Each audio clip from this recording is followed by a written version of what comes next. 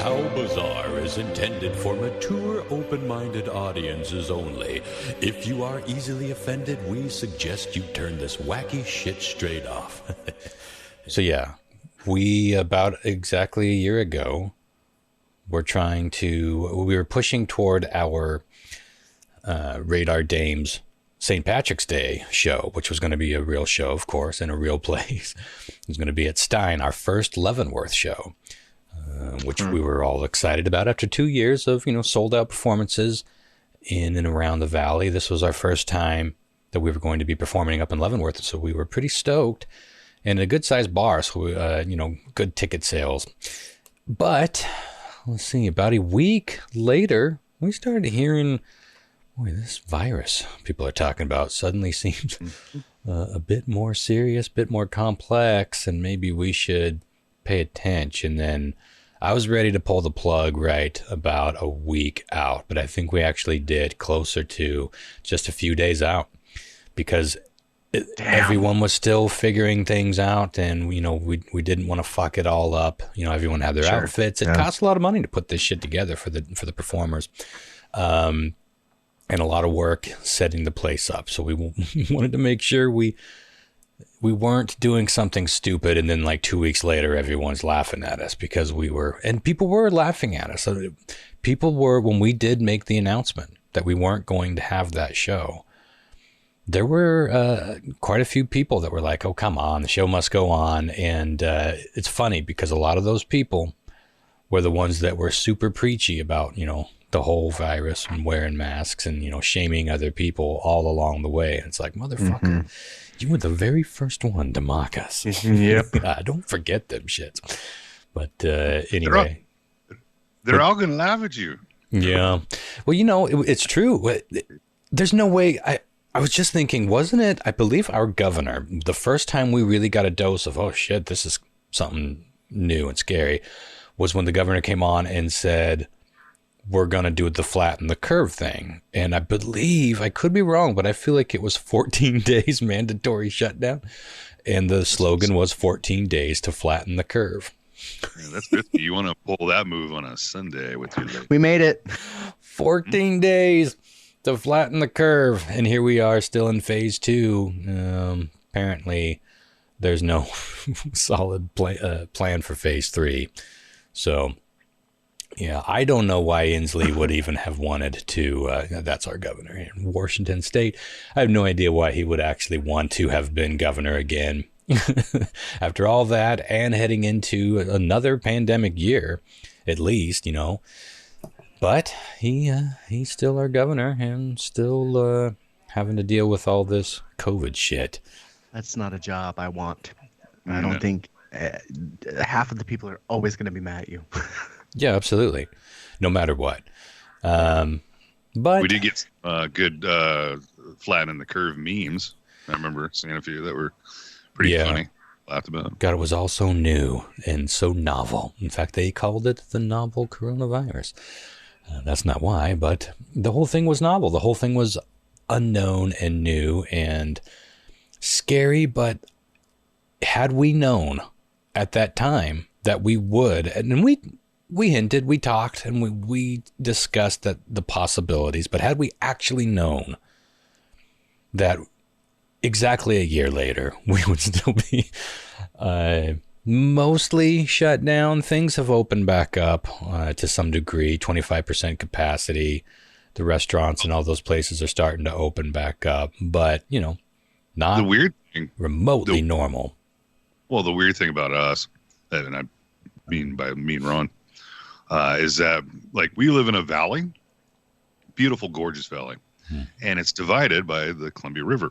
And so like we live on the Douglas County side, and on the opposite side is the Wenatchee Valley, and then it's Wenatchee, and it's Chelan County. And Inslee, he gave the good go to Chelan County, but not for Douglas. And it was just like, we just sat here for weeks going, what the hell? It's the same valley. You know what I mean? Except a river down through it. So like, I don't know. It doesn't make sense to me half the time. Well, there are just so many things, I think, to keep track of, so many things to do. And like I said, there has not been a real clear plan. And when there's not a real clear plan, scattershot shit happens. And I think that's what we've seen a lot of evidence of.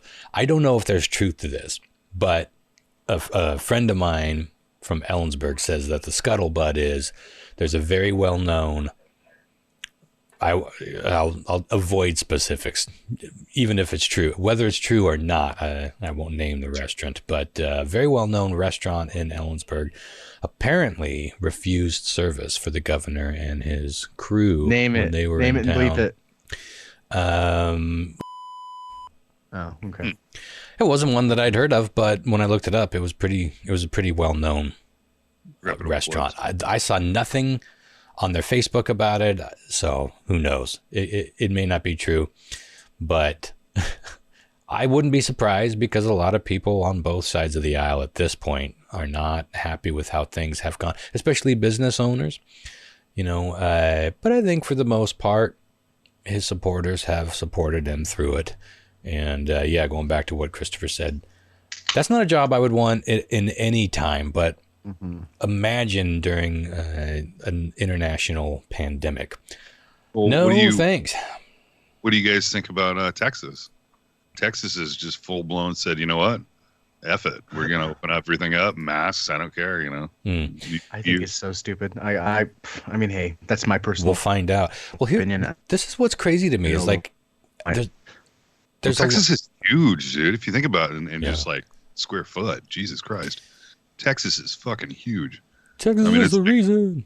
Well, we'll find out. We will definitely find out soon about Texas. But the thing that I keep thinking of is our deadliest month in the United States for COVID was January of this year.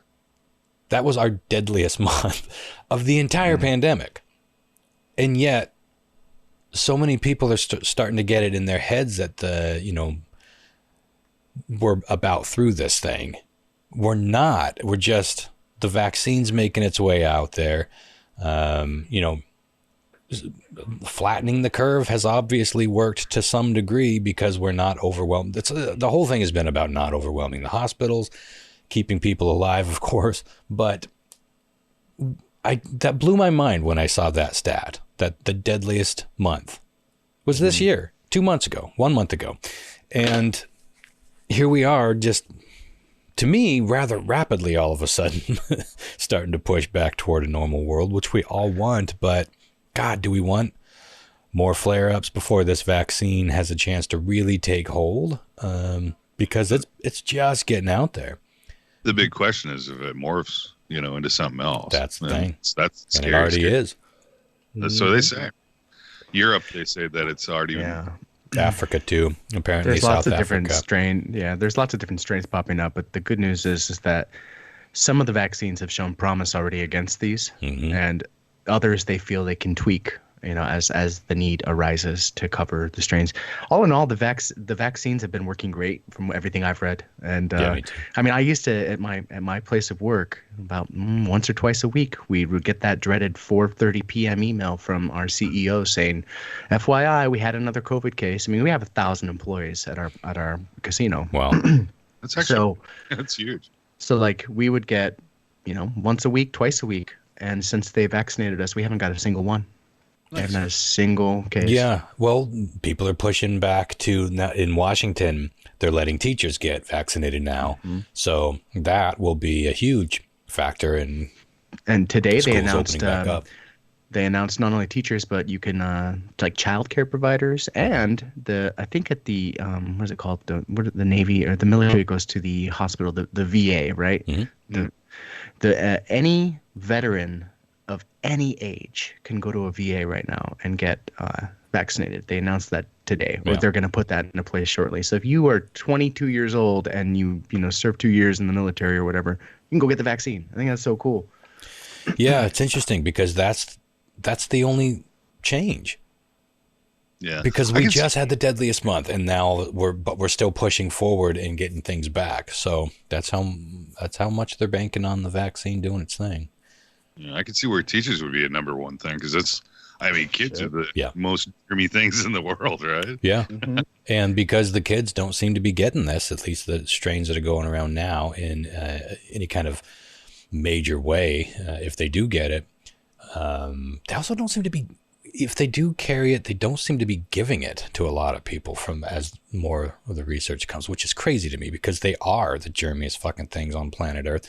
Yeah. And they climb all over you and they spit all over you in your face. And it's constant. Like, how does that work? Yeah. So it's really interesting. They don't really know how it works, but thank God it does, because this would have been a whole different thing if it was taking out kids the way that it was taking out old people. Not that old people don't count, but I mean, come on, we can all agree that dying at 73, sad, but that ain't dying at 6, you know?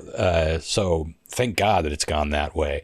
But yeah, so even just getting all the teachers and all the staff vaccinated should make it a pretty safe endeavor to go back into the schools. So it's been fascinating to watch the science of all this happening before our eyes, and you know, hearing it dumbed down enough, because you have to tell us exactly how this is working to get us to all go along with it. You know, these are kind of scary things. Just line up and sign up for a vaccine, an experimental vaccine on an unknown virus. But it's been fascinating to see how all of that works, because we've been doing this our whole lives. We've been getting vaccines and not really thinking about it. And this has been a big eye opener for how that all works. And I don't know. I get why so many people freak out about vaccinations and vaccines and where they come from and big pharma, blah, blah, blah. But honestly, all of this has made me feel better about vaccines, watching just seeing how it works and paying attention to it for the first time, you know? I think that we're in a better place overall because of that, as opposed to where we were before, where it's just like the thing you get, a flu jab, as our pal Thorny over not in England, as I said, for 10 fucking years. How's things over in merry old England? Well, actually, I live in Wales. Look, oh, fuck. Oh, fuck. Sorry about that. I assumed your island. Well, we will be talking about some wacky news stories tonight. Anything you guys want to share, really. And then later on, I want to dive into this band tent story that I'm guessing everyone listening to the show by now has seen or read about. Wenatchee only goes viral for wacky things. but we'll get into that in a bit, and I'm going to play some clips from some of the shows that I came across that brought it up. But before that, what y'all been up to, and what'd you bring? I got some what you watching. You guys want to talk about some fun shit you can watch? Give it. Sounds demanding. First off, what I haven't watched, but what I heard recently is that we're going to get a Face Off reboot. You know, I fucking love reboots, Ron. Yeah. Face Off, the iconic movie from the 90s with John Travolta and Nicolas Cage. And it's going to be directed by one of the guys that's doing the King Kong movies these days, from what I gather. So, have you seen those? Sure. I've loved the previews and the packaging on them, but I have not seen either one of those, or maybe there's 3. I watched the one with Millie Bobby Brown, and it was okay for me. Yeah, but I'm not a huge Godzilla guy, or I really liked Pacific Rim, what are those monsters called? You love yourself a good Rim show. Oh, any Rim, really? Yeah, sign me up for any Rim program. Anyrim.com. That's my homepage. Anyrim.com. But I did just last night. I had, for the first time in a while, I had a couple of friends over, and we had a movie night, and we rented that new Nick Cage movie called Willy's Wonderland. You seen the trailers for this? I haven't seen a trailer, but the graphics and the still shots I've seen look really intriguing. This is a low, but go ahead. Oh, can we get an imitation there, Ron? Of which one? The Chuck E. Cheese animatronics are coming alive. It's like they're from Satan. I'm more of a Chuck E. Cheese protector. It's interesting, though. Not a single line of dialogue from Nick Cage in this movie. Not one. I didn't know how badly I needed a silent Nick Cage in my life. Holy shit. He does it all with looks and like grunts. Now, and, the premise of this is he is sort of stuck in like a Chuck E. Cheese-esque place. Yes. And the everything idea comes to life. nothing spoiled by saying this because I think it's in the trailer, but it's some kind of he's a sacrifice, and as long as the townfolk offer him, a sacrifice up to these animatronic demons, they leave the town alone. It's brilliant. So, and it is brilliant, and it's funny. It's at times painful to watch. It is a low budget flick. Oh, gotcha. Sometimes, and at times it made me laugh really hard, and I thought this is fucking genius. And the way he was able to portray what was happening without actually saying anything was great. Like it was somebody, you watch him and you're like, this guy's good. This guy you forget that Nick Cage is a good actor. Probably. Yeah. I mean, yeah, I just think he's a guy that has said yes to too many things. Oh, 100%. But so is the reason he's not talking part of the plot of the movie, or is it just because there's no one else there? Oh, there's people there. It's not ever addressed. They just say, "Oh, you're the silent type. I get it. I like a man like that." Oh, that that's type interesting. of thing, And so, real quick, is he playing himself? No, I mean maybe he never introduces himself. I mean, I do think that Nick Cage has entered this weird like era of his career that I fucking love, where he's almost self-aware of how Nick Cagey is. Yeah, Sure. Yeah. Well, I think so. Is the reboot of Face Off, is that going to be with Nick Cage, or are we going for younger? I don't think so. Yeah, I younger think Dashy. Yeah, probably. Maybe he makes a cameo or something. I don't know, but yeah, man. Willy's Wonderland. I'm more of a face protector. It's the only line I got. Oh, but I'm terrible with accents, by the way. I fucking can't do accents at all. But Ralph Garman taught me I'm pretty good with the Australian accent as long as I only have to say 2 words. Okay. You guys ready? Oh, fuck me. Fuck me. Yeah. I'd like to hear you do more now. Try Jamaican. Oh, no, me. better not. Anyways, Willy's Wonderland, I recommend giving it a spin. I don't know if it's worth. I paid $20 to rent it because it's still one of those in the theater movies. Mm-hmm. But it was good. I had a really fun time watching it. And when it hits out, any streaming service that you have access to, give it a whirl. I think you'd enjoy it. So now, are you having friends over because you and Bridget are both vaccinated, and you feel like it's just we're not doing it like a lot. This is the first time we've had friends over in a very long time, and we just had dinner and 2 people come over. But that was enough. It feels like a big deal after a year of nothing. Absolutely. Yeah, I was like, man, I missed this. I miss just being social. Yeah. Yeah, and simple things like just watching a movie on a couch with some people you like. God, we've missed so many things. I hope that we take everything for granted a bit less this year, but the way that we heal and the way that we process, I bet we won't. I always say it's like our best and worst quality is that we heal and we get over things quickly, but that's good and bad because we forget some of those lessons. And I feel like we'll probably start taking things for granted almost immediately. But even just being out, I had some friends come into town this past weekend, and it was the first time I sat in a bar and drank a beer in a long time. And, because it's spaced out and it was a bigger establishment. It wasn't one of those like little hole in the wall dives. It felt fine. And I was kind of surprised how fine and normal it felt and encouraged by how fine it felt. But it was just this beautiful Saturday afternoon doing a little day drinking and shooting the shit. And I was like, God, this used to be life. And it was nothing you'd ever think about. It's just what you do. But, yeah, while we're on the topic of things that we're watching, I haven't been watching anything. I've had a fairly shitty couple of weeks, and I don't want to get into any of it. It's nothing interesting or too terribly terrible. It's just, life stuff we go through. But the way I process through a lot of things is I have to keep moving. Now, that can be pacing back and forth in my living room.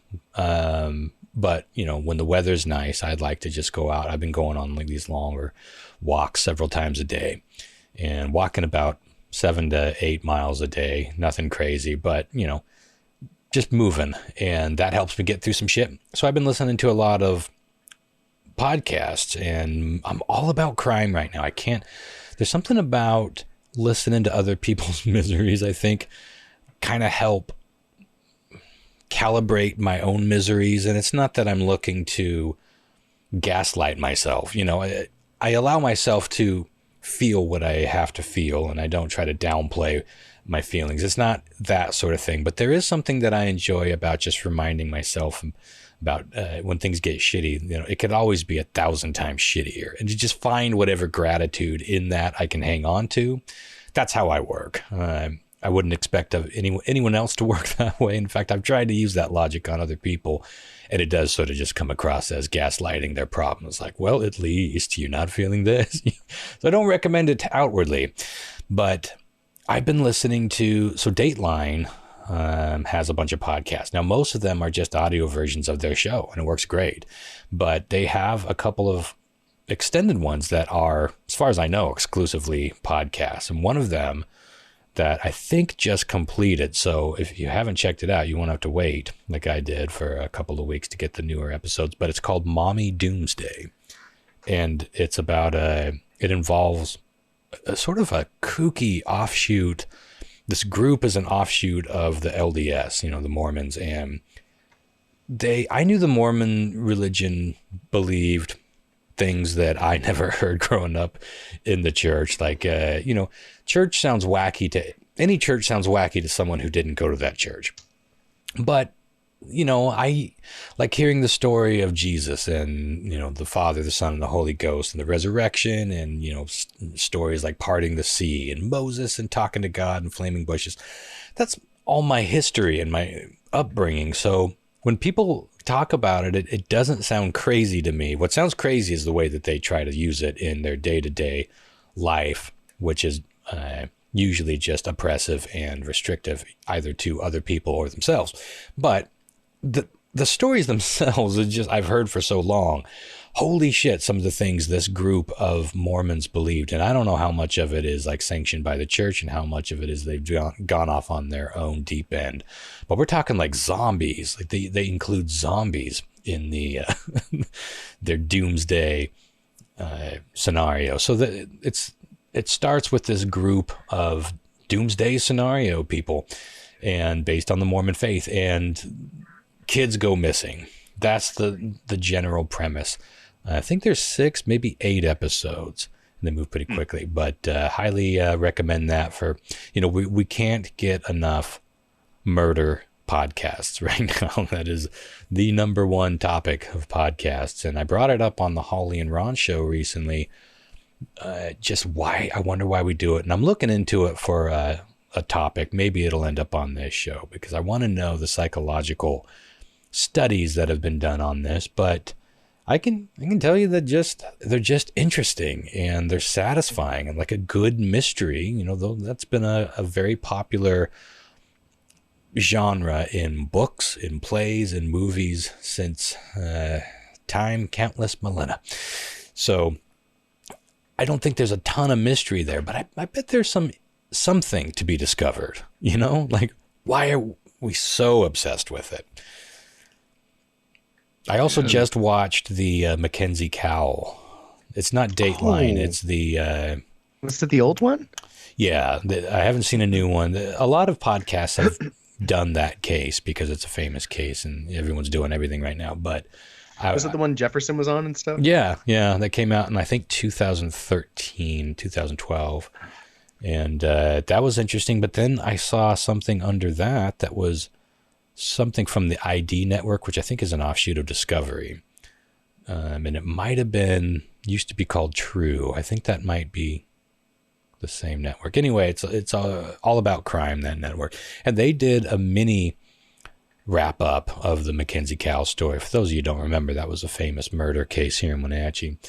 But one thing I didn't ever see until that ID show was the actual knife which has like flesh and blood still on it in the photo. It was pretty brutal. Wow. And I didn't realize that it was like a saw knife. It's like this big kitchen, like for carving a big roast knife. And that's what was left in her shoulders when they found her just waiting in the waters over in Crescent Bar. So if you're curious about that, it's not Dateline. it might be 48 Hours. It's one of those other programs. Go to YouTube and just look up Secrets of the River. That's the episode, and you can watch it and see all about Wenatchee. And then if you want to see newer footage, then you can check out that ID one that you'll probably see a link on it somewhere after you watch that first one. But I just kept thinking, man, the guy that claimed he was innocent but pled guilty because he felt that he wasn't. What's his name? Yeah, Chris Wilson. He claimed with good reason that he wasn't going to get, he didn't think he was going to get a fair trial here. And so he pled guilty to, I think, voluntary manslaughter. And he was given a sentence of 12 years, 12 or 13, or maybe 14, which means he's eligible for parole in Holy shit, 2 years. Just a couple years. Yeah. Yeah. You know, this whole thing played out while I lived there. I remember seeing the billboards up in town, like, have you seen Mackenzie? Yeah. Yeah. And it was like, oh my God. And then when it happened, we found out what happened. The whole community was just rocked. I mean, I'd never been a part of a small community like that before, where it's like wall to wall. You are, ensconced in this valley. Yeah. And this is us. And there's no you, it's us. We're all together. Yeah. But, and it's a crazy story because I remember after watching that documentary thinking, I doubted that guy was guilty. Like, I have doubts. I mean, how do you, in your heart of hearts, do you think he did it? I know. I'm pretty much right down the middle because, and I don't want to put words into his mouth, but I feel like Jefferson, I feel like he was at least starting to turn the tide on Christopher Wilson by the end of the trial. Like, there are some things that just they seemed a little wacky. And, his lawyer was a very famous lawyer, John Henry Brown, who, among many other high-profile cases, was Ted Bundy's lawyer. And also, he was the lawyer going after Bob Perez during the Wenatchee sex trial. A famous trial that is pretty much thought to be police corruption at its heart. So in that documentary, the Secrets of the River, John Henry Brown is talking. He's like, this is Wenatchee. This is what they do. Because the whole thing is like, well, it's hard to sell a jury on the premise that police planted evidence. Now, we all know that cops sometimes plant evidence, but you got to imagine that is probably a hard. You think about how many people just claim that when they, as their defense, like, they framed me, man. I was framed. Pretty cliche, and yet it does happen. Now, I don't know if that's what happened here or not, but there are some puzzling things, and you'll just have to go follow the story if you're really curious about it. But there is one very interesting thing where a girl is filming Christopher. I don't know if it goes by Christopher. I may just be getting that from you. We'll go with Chris. Filming him in his apartment where the police allege they found some blood on the carpet, and they allege that that's probably where they killed her. And there's a girl that's filming this very specific place of carpet, and it looks pretty clean. And they're even talking about, Chris is like, is it clean? And the girl's like, clean for what happened? Yeah, it's clean for what happened. That's interesting, but that carpet does look pretty clean. But then when they cut it open, that's when they found the blood stain beneath. But what's interesting, and I'm sure this has come up on the former show, whenever this has come on, there's a girl, they don't talk to her in that documentary, but the girl filming that video, her name is, she was a really big Bloody Oranges fan.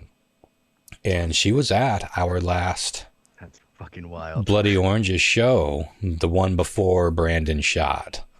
Yeah. And then she just disappeared, and no one's seen them for a while.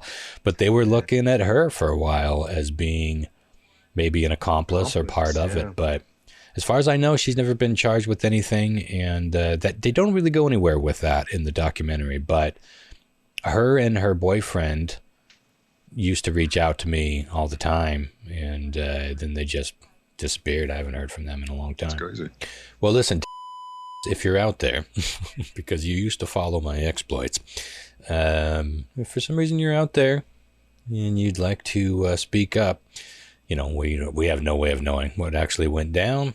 And like I said, I don't think she's been charged with anything. They were looking into her. They went with Chris. And yeah, that girl is gone. They all seem to be gone that were tied to it. And no matter what, I don't find that terribly surprising. If you were in a small town like this and you were tied to something like this, I think you'd be getting the fuck out of Dodge too. Sure. Again, even if you were completely innocent, you're just like, all right, well, time for something new. Getting out of town. I don't think John Mark, you with us yet? I did want to mention, I was hoping he would be on, although we don't have to get too deep into it. I needed something. When my shitty weeks started a couple weeks ago, I was like, I need something in the background that's a little bit different. But I wanted it to be epic. And gotta get away from Big Brother circa 2010. I'm over that season. I'm over that show. Oh, no. Maybe I'll go to 2012. Like 99 at this point, 2004. Oh, for fuck's sake. I don't think they went back that far. Well, definitely 2004. But no, I decided to start Battlestar Galactica all over again. Oh my God. I never finished it, and I couldn't remember how far I got into it. I think I'm past where I got before, which is only like halfway through the second season. I thought I got further than that, but I don't remember any of this shit. But it's a complex story. But I'm enjoying it. How are you feeling? How far are you now? You said second season? Mm-hmm. I think I'm a little bit over halfway through the second season. And, it starts with that little mini series, which is basically like a feature length. And I forgot that, but I started there and I'm like, God, 5 minutes into it, I'm thinking, the show is so good. Like the vibe, the special effects for its time are unbelievable. I was super baked on my couch the other night, surprise, and I looked up and saw my giant Battlestar Galactica Blu-ray box set on the shelf that's just been gathering dust for 10 years plus. Disc. And I looked over to Bridget and I said, do you think that show holds up with the quality fucking shit we get these days? Yeah. And she said, I don't know. And so I'm glad to hear you still find it enjoyable. Yeah, so it's amazing. You are still a little behind the times. That's right. I haven't caught up to the new shit, so it would look good to me. It's fucking great. It's cutting edge. The robots are jumping off the screen. They're like scratching the negatives to make lasers go across the screen. It's fantastic. And when a car goes by, it goes from left to right. I think it's in stereo, gang. Well, there are some moments where it's like, okay, they struggled a little bit here and there, but overall the effects are fucking fantastic. And one of the things I love, it's really a good show in terms of sound design. Oh, like it's got excellent sound. And I like that most of the time when there's shots of like the spaceships flying around, they barely make any sound. I think that because there wouldn't be any sound, right? And because space is a vacuum. But I like that they kind of went in that direction. There's just something cool about that. Okay. I mean, where they're just sort of like, they make some noise. I really wish you'd wrap that up as quick as you could and try The Expanse out after that. Because it is I plan to. Okay, good. Like, let's do that. I'll go fucking do it with you. I'll restart. We can talk about it. Maybe we'll do a little sidecast. You'll probably pass me up and finish it before I do, but I'm about to get back into it. I took a hiatus, 3 or 4 day hiatus, but I was rocking about 6 episodes a day. Working on some art projects. That's the thing about BSGs. I mean, how many? It's like 20 episodes a season or something stupid like that. Is it? I can't remember. It's got to be more than that. Episodes because I'm only on that season 2 and excuse me. I may be on season 3. I don't really pay attention, but I know that I'm looking at the whole thing the other day. It looked like I was just about a little over halfway. So yeah, if you haven't, it's not for everybody though, because I think it's a uniquely, in my opinion, it's a uniquely cold show. And by that, I mean, there are ins and outs of relationships and that whole thing.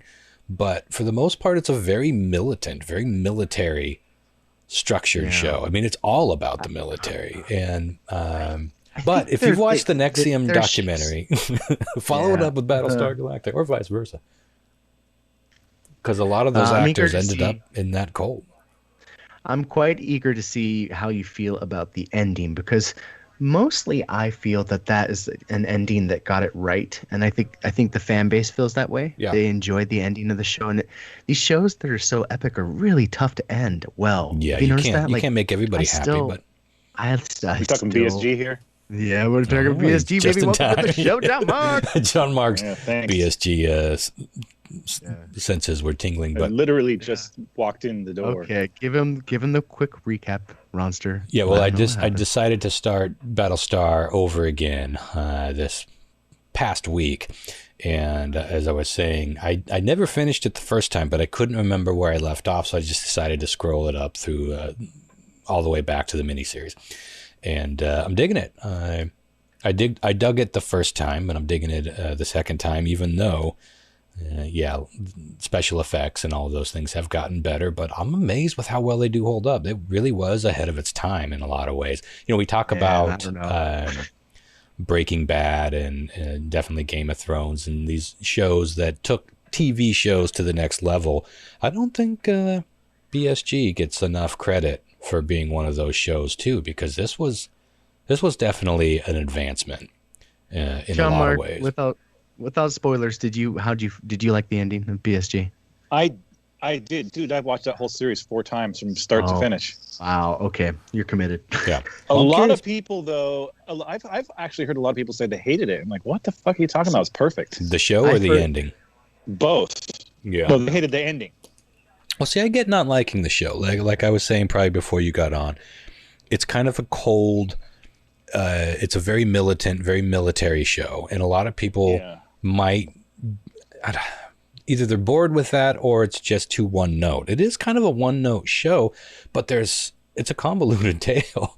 There's a lot going on. But I like the religious. I like how they're playing off the religious aspect of it. I'm really curious to see how that goes, how far they go with that. But yeah, I'm enjoying it. So, and that's on, I don't know where else. All the way, baby. I don't know where else it's available, but it's definitely up on the Peacock. So have a seat on the Peacock and you will dig yourself some BSG. It's a good run. I mean, you got quite a few episodes to get through. So I've been dealing with my dental stuff, and I had this the deep cleaning thing where they go like halfway of your jaw and your upper jaw and your lower jaw. That sucked. That was horrible. What do you mean? Deep cleaning? Like they go down under your gums. You haven't been to the dentist lately, have you, Ronster? Well, I have, but I mean, a cleaning is a cleaning. Like I don't know what a deep cleaning is. Oh no, the deep cleaning is what they go deep cleaning is something gums. if you haven't been to the dentist in 10 years, they do a deep cleaning, brother. Let me tell you. Bad. If you don't floss or if you don't go to the dentist, I'm on the edge. I've had it done once, and it was a fucking nightmare, Lau. I remember. It hurts a lot. I'm on the edge. I'm screaming. When it was done, and I don't know if it was because I have so much heparin in my system. You got a boner, didn't you? You got a beer boner. That I bled fucking everywhere. Yeah. I went home, my whole face is like swollen, and I kind of fish hooked my finger in my mouth to look, and around every tooth, it was like she took an X-Acto knife and cut around the top layer of my gums. Well, that's bad. Not only am I never going to the dentist again, but half our listeners are never going to the dentist again. They stick these little sticks, these little measuring sticks, down into your gums, into your bone, and then they measure all your teeth, every one of them. Didn't they do these in huts in the mud in Vietnam War? Well, see, the thing is that if you floss and brush every day and you don't like not go to the dentist for 10 years, they don't have to go all the way down to the bone. I see. But I understand that it's not always available for some people to do that. Explain. So. Yeah, but yeah. Ooh, that sounds rough. But anyway, so dealing with that, I didn't eat, because I was like, well, my face is inflamed. I didn't want to, eat food and get food stuck in there. So I was like, I'll just have soup. No big deal. Carry on. And, it wasn't a big deal, whatever. And then I went to dialysis and they're like, well, you're extremely under your weight. And so we're going to have to change that. And I'm like, I explained to her, I said, sweetheart, I had a bunch of mouth done. Didn't fucking sugar test. Listen to me. I haven't eaten 24 hours. Please tell me you didn't start it with sweetheart. Listen. No, I'll tell him. I'll tell him outright. You know, say, set these bitches straight. Mm-hmm. Tell you what's going on because you don't know what's going on. And so, like, she apparently ignored it because the doctor fucking upped my weight. So they just took like 2 liters off of me today. And it wasn't heated. I didn't have any water weight on me. It's That's just like a because 2 liter pop. Well, yeah, man. So I feel like fucking utter dog shit. Yeah. That sucks, dude. Well, on the topic of you, a lot of people have been asking when's the fundraiser going to get going? When's all that happening? We don't know. We got to look more into it because maddeningly, not surprisingly, some of this can fuck up Lyle's insurance. In fact, he sent us a little statement thing from the medical industry, or maybe some of these insurance companies saying, specifically naming some of them, like GoFundMe, like, yeah, this can fuck up this insurance. It's like, God damn it, you can't fundraise to pay for your shit. I think it's certain ones have to be claimed as income for Lyle if he does them that way, and that can fuck up his eligibility for insurance. Right. Well, it's my Social Security and it's my Medicare. Yeah. So we got to be careful. So what we're trying to do is we're trying right now to figure out a creative way to be able to collect funds without having to do that. So I think we're close. I've been thinking about it every single day. If it's okay with you guys, I'd like to spearhead this one and lean on you heavily when I need you. Yeah. Cool.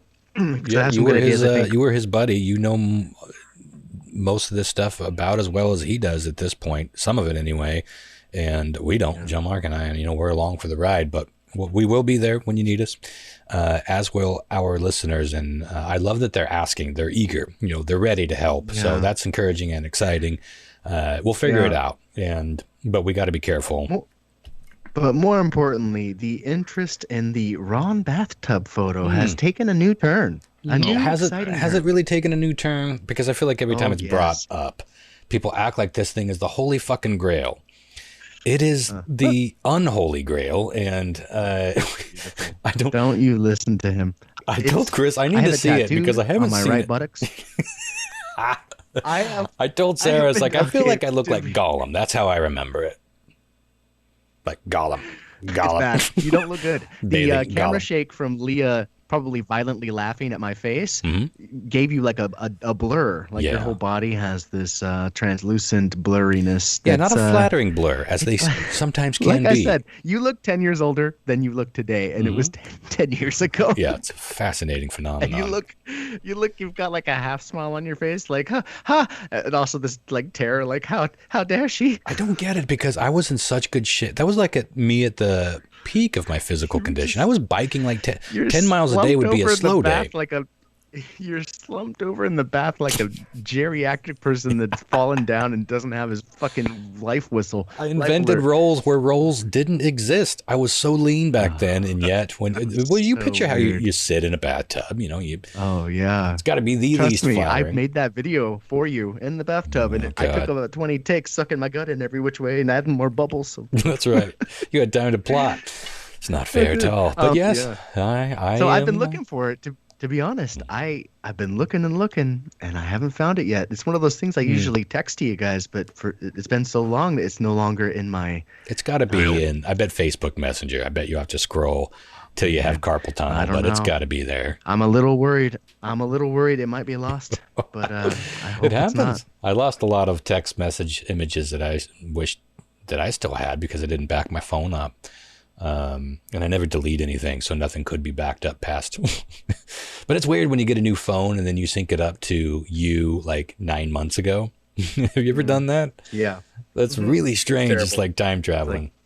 But it's like, wait a second. What? So we'll get to that soon, probably. We'll figure it all out, and we will. We'll see. If I'm pretty sure I could paint it from. Memory. Yeah. Deep, I don't want you to paint it. You'll flatter yourself. I need somebody. I have an artist on retainer now. Apparently, great, that I can Wonderful, lean on. terrific. So, oh, by the way, the people that showed up to watch that movie with us, one of them has been listening to the podcast. My good friend Vince, fucking rad dude, and he's kind of catching up. And so he saw it and he goes, "Oh my god, that painting ended up at your house," because I have it hanging in my living room currently. Oh, that's and awesome. He fucking laughed so hard. I was like, Somebody recognized. I haven't even seen that in person. Yeah, I know. You're due for a visit, bitch. I am due soon, very soon, especially now that you're vaccinated. Well, let's move on. I want to. Surely you guys have seen the Wenatchee Green Band tent story. In case you need a refresher course, I made a little compilation of 4 or 5 networks or shows talking about it. So sit back, listen to this. This is a few minutes long here. And this first one is Fox News. Of course it is. All right, Jesse, I'm going to start with you on the kids zipped up in the tents. Now, I don't know if any of these kids are claustrophobic, but just looking at them on stage, as they did a concert, which is bizarre, you say to yourself, is this child abuse or is this some kind of problem solving and creative thinking? Which is it? Wow. It's abusive. I feel so sorry for these kids, and I'm trying hard not to mock them because it's not their fault they're zipped up in a little green alien tent. Who thought this was a good idea?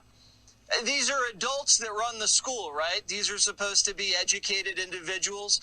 You're saying of the dozens of administrators that saw this right here, no one thought to think, hey, this is stupid? We're going to get mocked on national television all Friday for this. I mean, what is that? Is that an oboe? Is that a? I don't even know what some of these instruments are. Does the piano player have a bigger tent? Yeah, it's a tuba. Right. You can't even fit a tuba in there.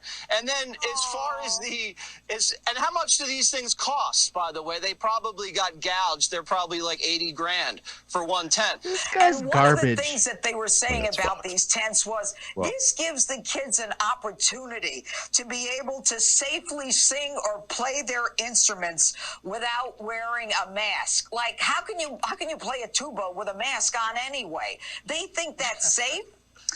I'll tell you what, man, that education is truly intense. That's not bad, actually. This isn't silly. That's not bad. It's not. These people are so fucking dumb, man. Well, I think the option would be that you don't have band.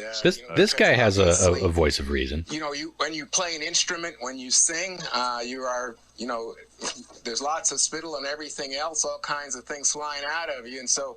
I think we're in the midst of a pandemic. Hopefully we're coming to the end. I see in the papers that all the experts say things are looking good. But I think this was an innovative way to deal with it. It's still comical looking, but, those kids wouldn't be having band practice unless you came up with some amazing innovation like that. Okay, I got more. I'm going to pause it, though, because it sounds like you guys had things to weigh in on that. Well, yeah, first off, fuck that guy. That first guy can eat it. Yeah. Fucking hate that. Call it abuse. Anyways, that's all I really wanted to say. Is that all? I was at our East Wenatchee music shop and I was walking around looking for, just ad stuff. I was bored, seeing if anybody had anything on consignment or anything. And I kind of wanted to talk to the owner about maybe selling some stuff, And I was looking in the cabinet and they have, and what I mean gouged, when he was talking about they probably got gouged for all those tents. They had masks that were open mouth, open lipped, that kind of like, I don't know, like male underwear. You know what I mean? You can open, I do. and you could put the tuba piece in your mouth and still play with the mask on. And then they had actual end pieces for their instruments that were still blowing air out of a fucking horn. Yeah, it does still come out. And the spittle. He's right about the spittle. Right, but I mean, this would block it and cover it. It would be, concealing all of it. Suppose. But I do mean by meaning being gouged, the mask itself was like $80. Who's gonna $80? I'm sure these things were expensive, but or the school, Actually, John Mark, are you by your computer? They're just like portable. They're just portable outhouses, aren't they? Pretty much. We'll see. I'm gonna play another clip down here. The other people were, what might have been Adam Carolla. Someone was asking, like, what were these tents used for? My understanding was these things were actually constructed for this. It doesn't seem to make sense for anything else, but portable outhouse is actually a really good guess, because all you would need is a removable bottom, or just set it over a bucket or set it over a hole in the ground. I've actually used the portable outhouse that someone took camping. It was exactly like that. I'm pretty sure it's exactly what those are. Well, then those probably cost what a portable outhouse costs, which I can't imagine is all that much. I mean, I have something almost identical looking at the little play tent for Logan. I mean, like you get these things to go to your kids' Someone brings soccer that up games too in the rain. Other clips. Oh yeah, maybe I'm wrong. Before we move on, you may be right. I'm glad that Lyle brought up the underwear thing. I'm dying to know. We probably talked about this before at some point.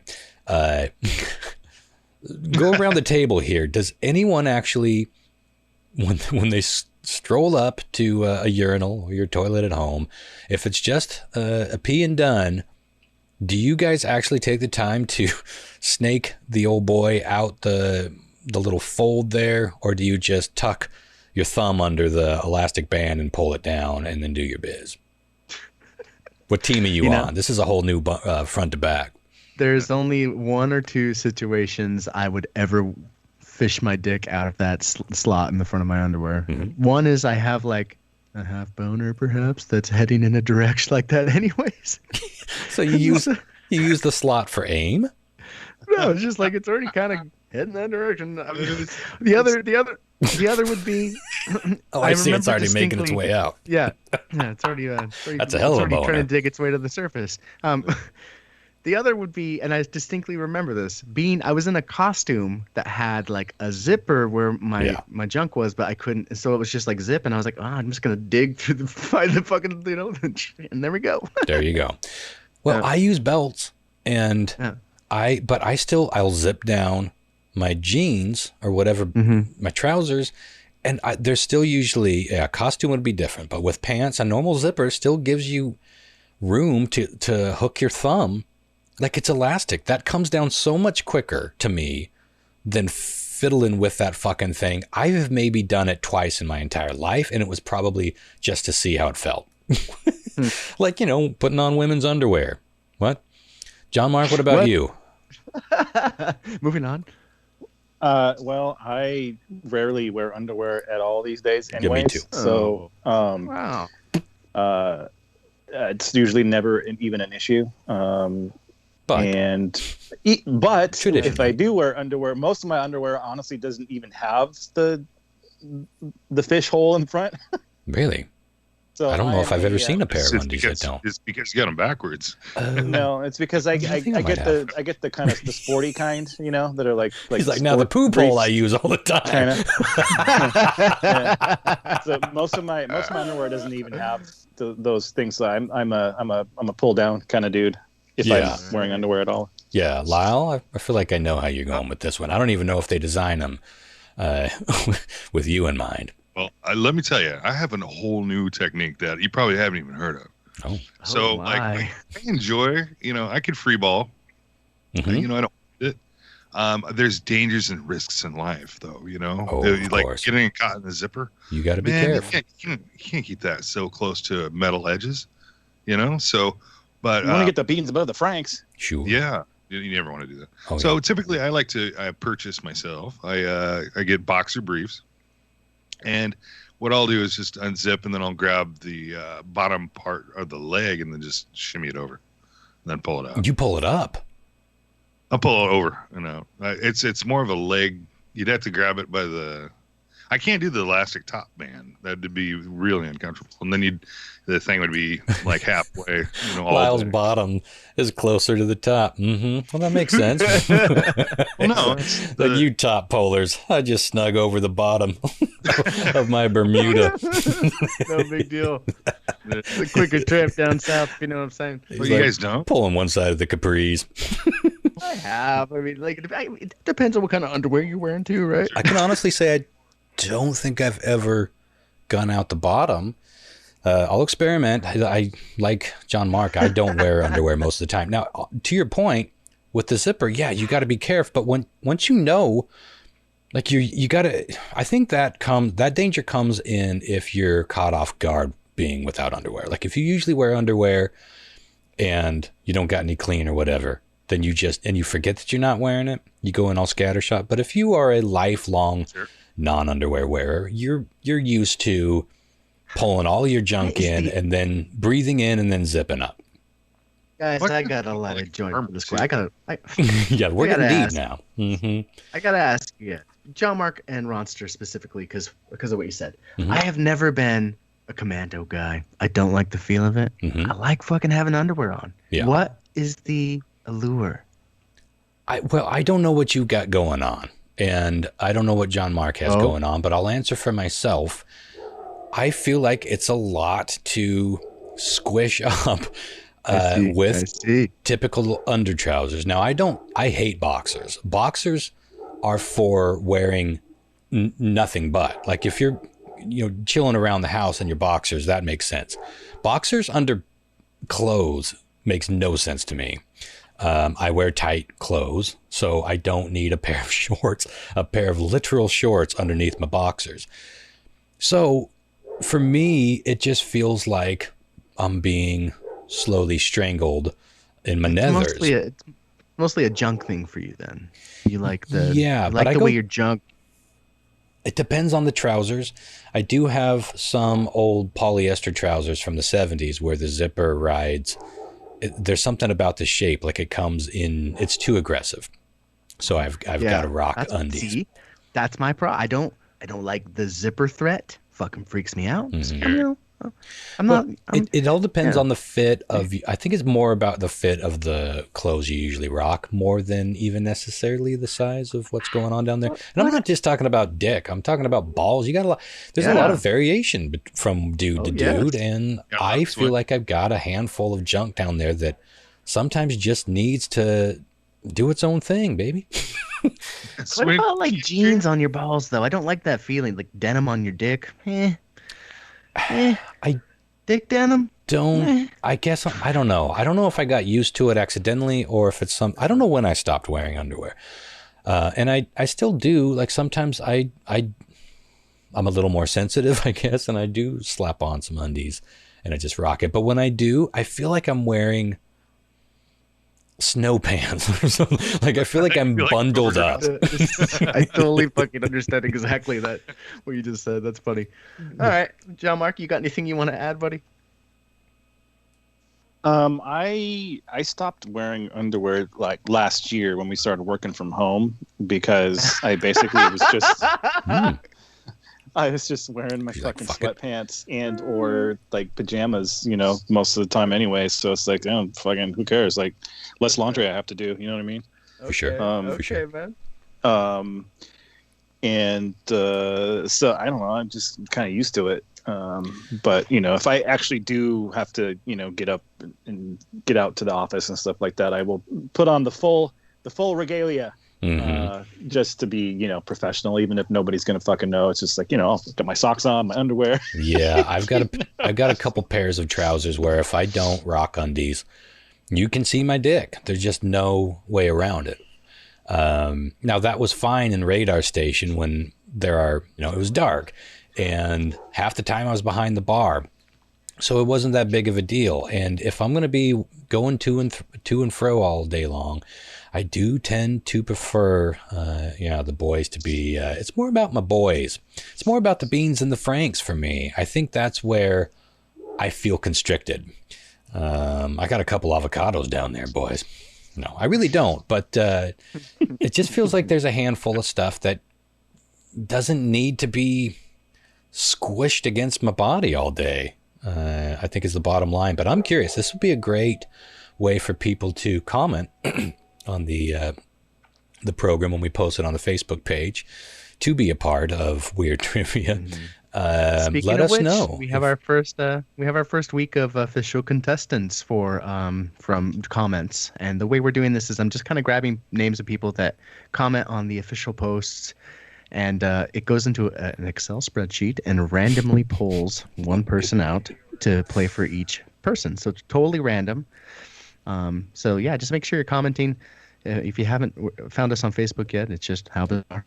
Yeah, and comment on whatever you want. But as an icebreaker, that's a good place to start if you're a gentleman or someone with, let's just say, someone with junk in your trunks. Let us know. Are you free balling it, or are you a firm shortser? And if you are, answer the second question. Do you use the magic hole that I like to imagine John Mark poops through? Or do you just hook the thumb on the elastic and pull her down? Or pull up the leg. Well, we're almost to weird trivia, but let's get through a few more of these because I just found the way that people are reaching out to me, not just listeners of the show, but people that I know that don't live in Wenatchee. I can't tell you how many people sent me links to stories about this. The BBC covered it. Asian News covered it. The what is it? RT, the Russian network television network covered it. But here are a few more famous people. And this is Jimmy Kimmel. This one was a little bit.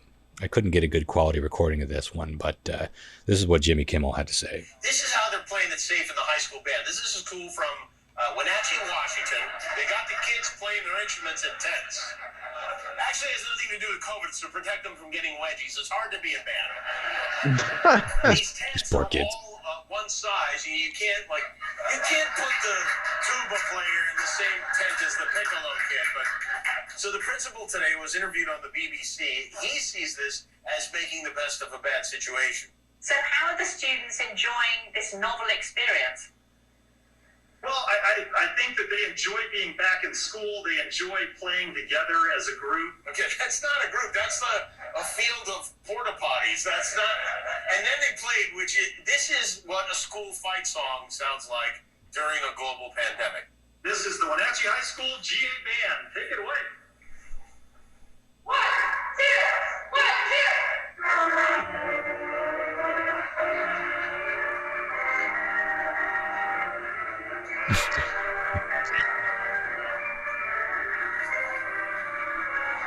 Eventually, most of the kids ran out of oxygen and passed out, but I still have no idea when high school kids will get the vaccine. One of the things that has slowed the development...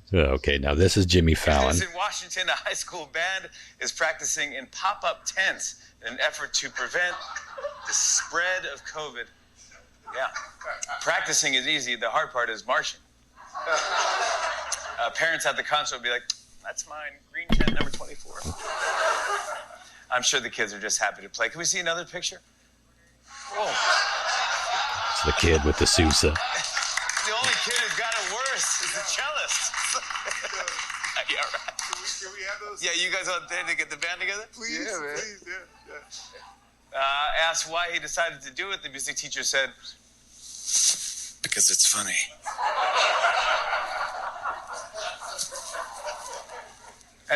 And finally, Adam Carolla. Washington State. This picture's been going around yesterday. Wenatchee High School band. They're back in school. Wenatchee. And that's how most of them said it. They're doing band practice. It all looks fine, except they're all in tents. Like they're all, and by intense, I mean they are actual in tents. Wow, that's crazy. Tessa has one of those. Yeah, so we have one in the front yard. Like a little stand-up pop-up tent. tents. Yeah, they're they fold to like the size of a large disc. For one person. Yeah. What does one? Or 2 kids. Well, pre-COVID, what were these things for? Yeah. What? I don't know what the tent. There's a guy with the tuba. Yeah, that's the sousaphone. No, that's me. Oh, that's a sousaphone. But no, yes, I mean, tuba. like, yeah, poor tuba players, poor trombone players. Like, what are they gonna do in these things? They can't fit in those. These are personal-sized tents. And I hope they disinfect the shit out of it for the next group. But look, they're back in school. I'm sure they're designated to one. In-person learning. Well, that's the whole point. These are stand-up tents. That's crazy. Yeah, we're kind of. You remember in Naked Gun where they had the love scene with the full body condom? The full body condom. Yep. Kind of getting there, right? That's it. That's what we just witnessed. That's it. So the whole band was in there, and I still got to figure out what those tents. Those tents could have been created for COVID, but pre-COVID, what would another application be? So pretty surreal to hear all these people that we've been listening to for a long time talking about Wenatchee. And the kid in the sousaphone, which everyone thinks is a tuba. I thought it was a tuba. I mean, who knows the difference between these things? But if that kid doesn't have a giant poster of that on his bedroom wall, he's doing life wrong. And I think I can't remember there was a couple of media outlets, including local ones, that reached out to the kids after all this went viral. It's like, well, what do you guys think of it? And Jimmy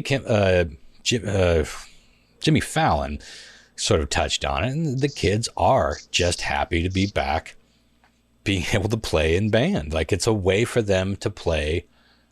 They're not home anymore. They're playing band. The alternative is to either be at home or not be playing in the band. So this was not a crazy solution when you think about it that way. And then the guy that said they're spending $80,000 on a tent. No.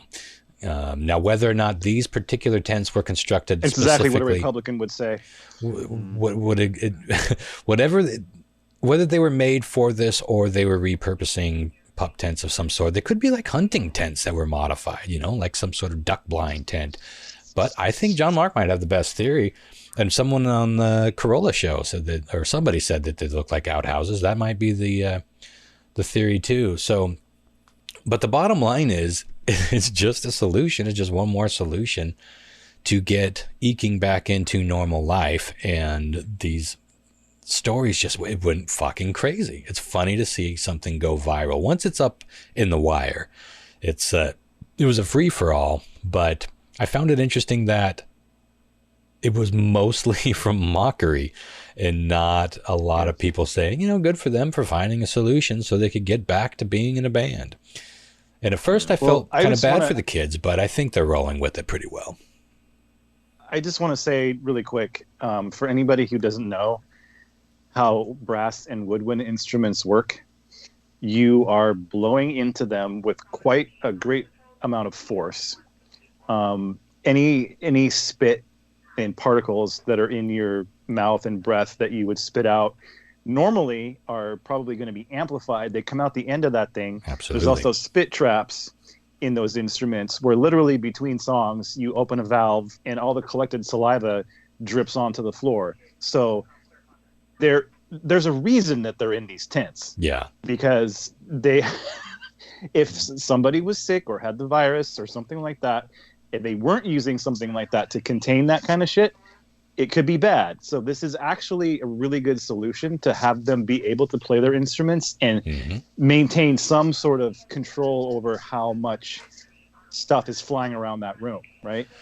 So it absolutely makes sense from a scientific standpoint, and anybody who makes fun of it or is like, that's child abuse, is either being obtuse purposely or is a fucking idiot. It's fair to make fun of it because it is silly looking, but it's not fair to dismiss its validity as an option for these kids to get back to something that they're clearly passionate about. And to John Mark's point, anyone who has never played a brass instrument, you don't blow in it. You go like this. Try to imitate a giant elephant farting. You are... they call it buzzing, I believe. I used to play the French horn. I would have been in one of these tents, and happily so if it meant playing. This is another fact I did not know about Ron. Didn't know about Ronnie French horn Evans? Oh, no, I thought that was a sex thing. I used to play the French horn, and then I met a girl. But no, it is absolutely, and again, to John Mark's point, the funny thing about the other side of this going viral is other schools are like, oh shit, that's a great idea.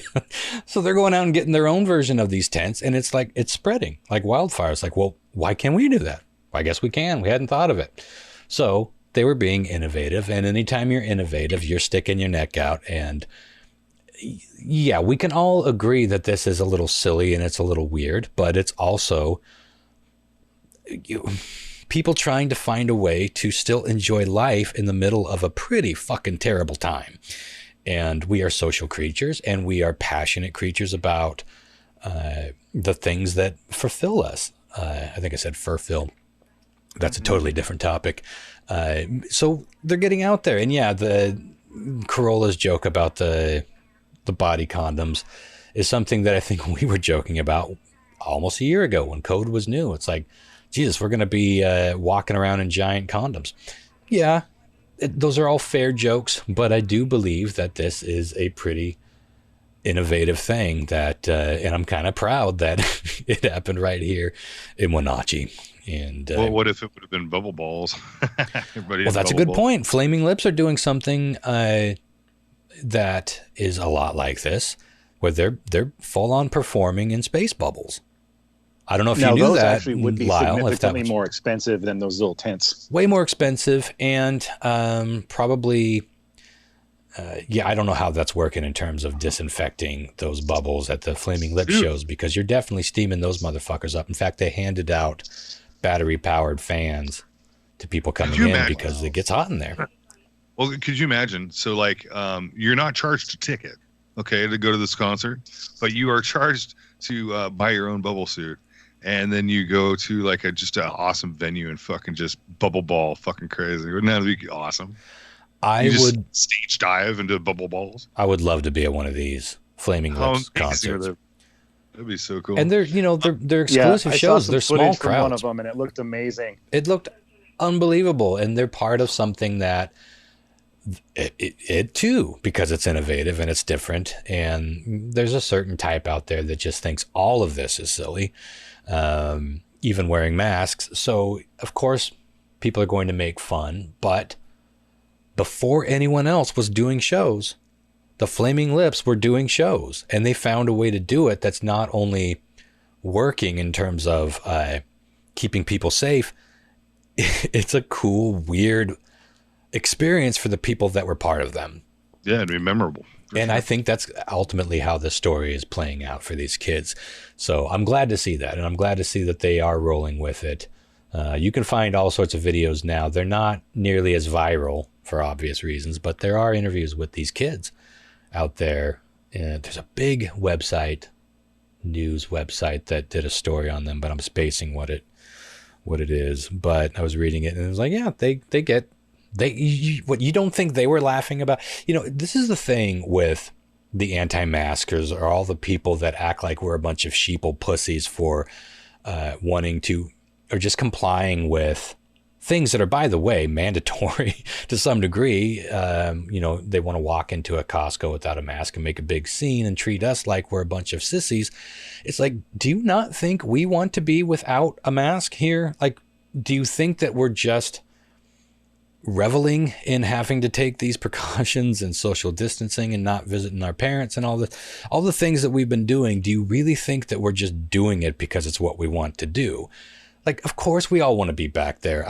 I despise this notion that's coming from this certain group of people that we are just not interested in living life and being part of normal society, and that we're just a bunch of fuck-ups, a bunch of fuckheads for going along with this. It's like, go fuck yourself for thinking you're the only ones that want to have a normal existence. Of course we all do. Of course we can't wait till we can play the sousaphone without having to bend our neck like an injured flamingo in a fucking green tent and be the mockery of every late show on the planet.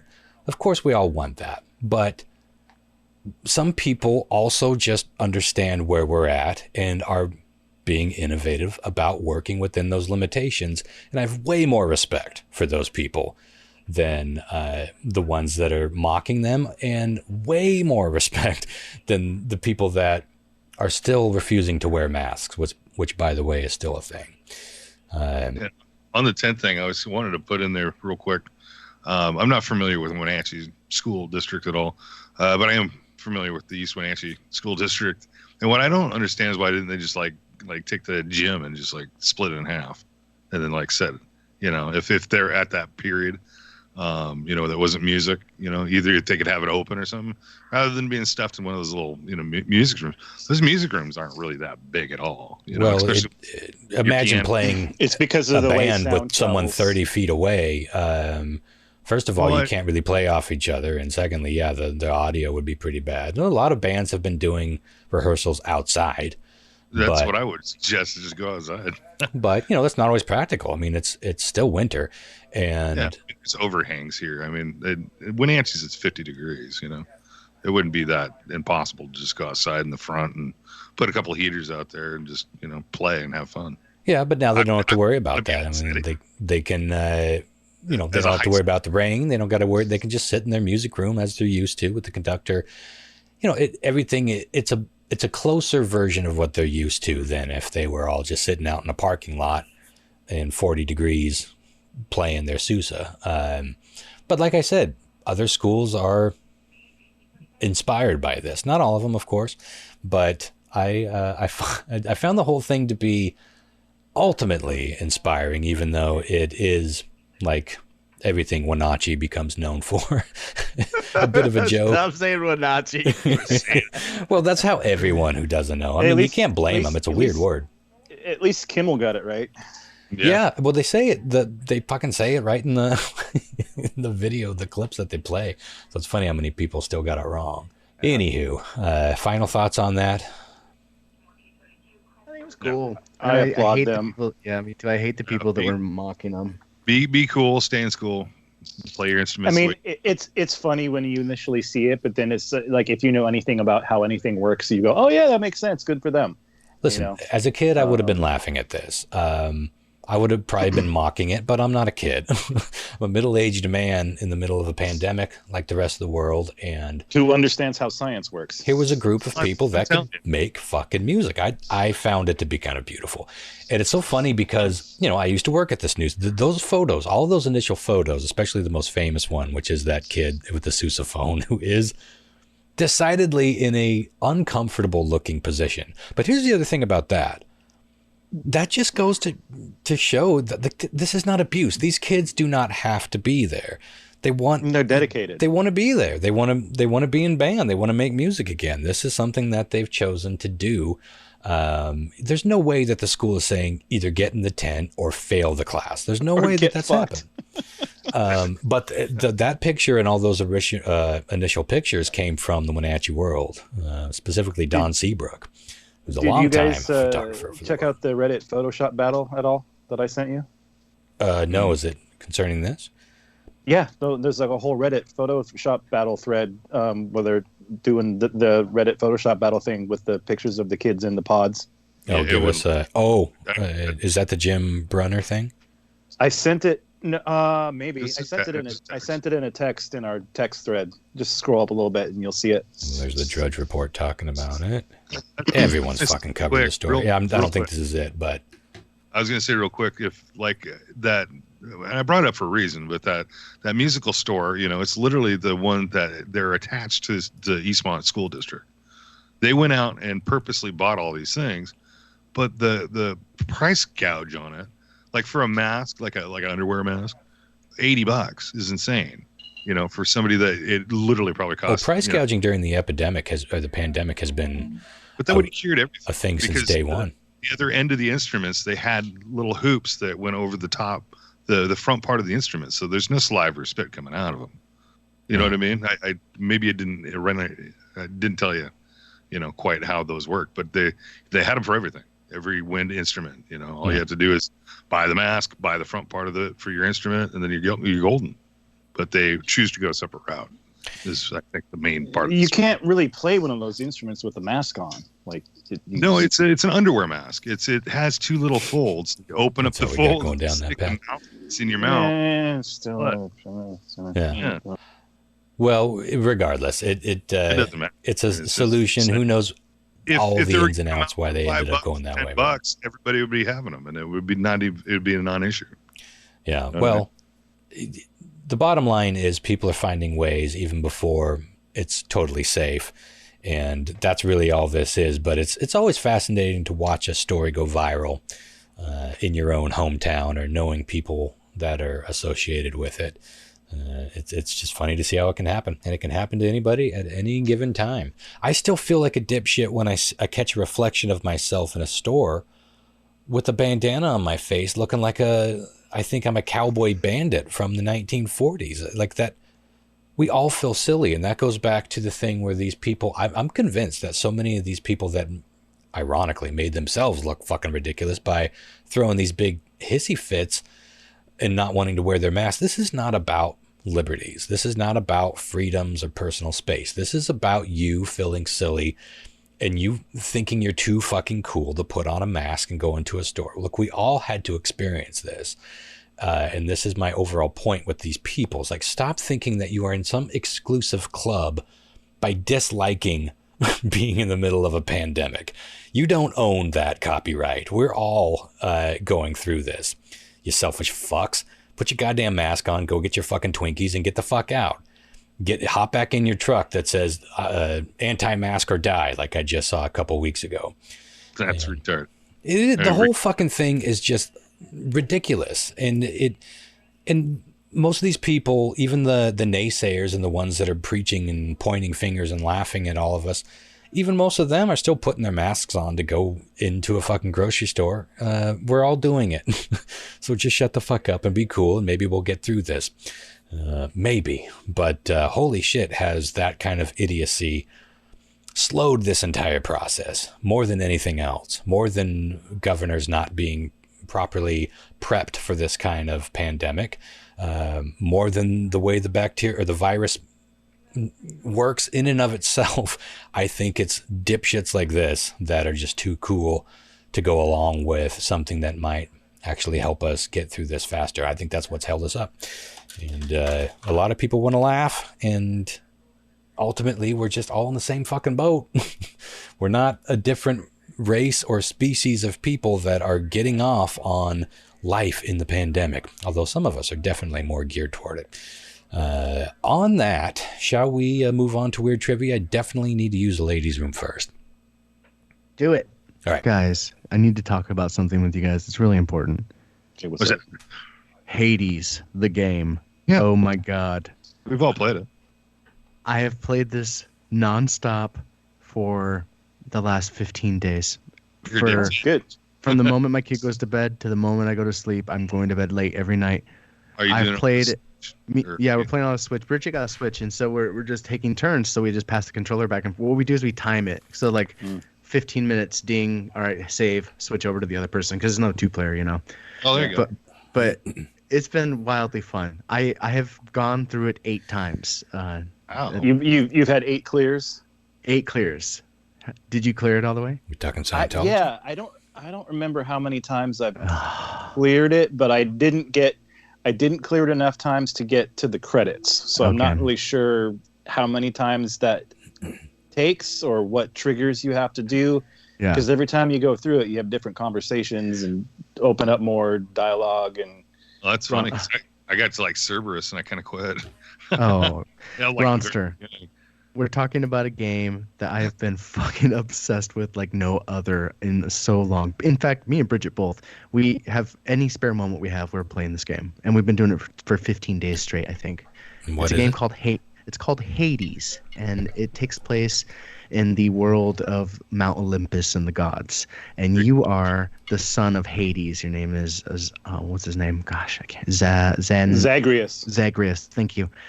And so you are trying to fight your way out of hell, basically, to get to Mount Olympus, out of the underworld to get there. So you're fighting your way up, and you die almost every time. To go see your mom. Yeah, you're trying to find your real mom who's up above. And to go see your mom. Well, you find out your mom isn't who you think it is, and you're trying to find her, and you know she's up above in the world of the living. So it's a Diablo style game, so it kind of feels like a dungeon crawler, you know. And every time you die, you come out of a pool of blood, and you spend these resources that you've picked up and make yourself stronger, and the story progresses, and it's really good. It's just so much fun. I can't even. The lore and the stories are great. Like you interact with all of the gods. They give you boons that make you more powerful as you're. What's your favorite weapon? I really like the trident, and I like the bow quite a bit too. Yeah, the bow's pretty good. Yeah, I like that bow. Well, yeah, man, great game. I look forward to never playing it. It does sound good. Yeah. Mm-hmm. Chris, did you ever play God of War? No, I would like to though. Just buy it. Just buy a PlayStation 4 for it. I have one. I have a PS4. Go get it.